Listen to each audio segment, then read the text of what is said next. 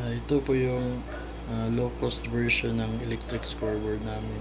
So ito po yung kasali sa package, isang panel na 21 by 70 centimeters, tapos isang remote controller na wireless. Bali yung panel po natin is ano na po siya, built-in na po yung buzzer niya nasa likod. Tapos plug and play lang po siya. Saksak lang natin to sa 220. Yan. So ito po yung default na display niya. Tapos ito yung sa remote. Saksak natin yung remote. So yun po. Tapos sa control naman, marami na kaming video nito sa YouTube regarding sa controls. Pero madali lang po siya, may mga labels naman po. Tapos one click lang po yung yung controls nito. Let's say score sa home +1.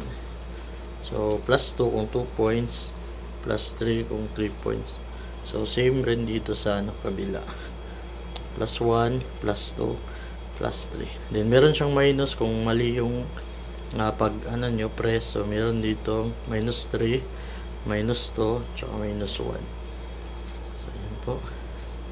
Tapos sa period naman, so yung dot lang po yung yung susundan natin. So yun, yung first dot is first quarter, second quarter, third, fourth, then ikalimang dot is overtime.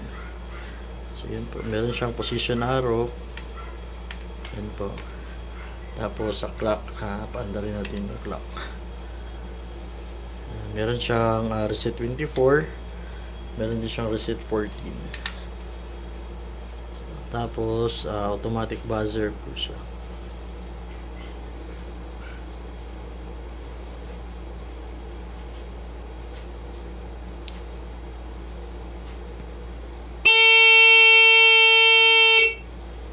So yun po yung tunog ng built-in buzzer niya. Tapos meron din itong let's say substitution. So one click lang po sa buzzer. So yun po.